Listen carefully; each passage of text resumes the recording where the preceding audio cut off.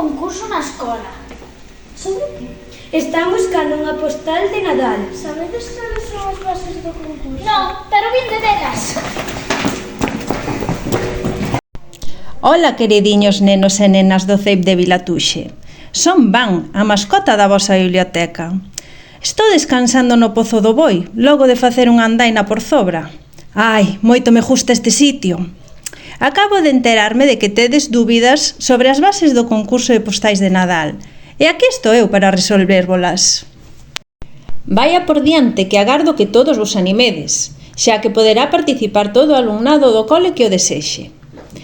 Debedes deseñar unha postal de Nadal para felicitar as festas e o ano novo e entregala antes do 15 de decembro.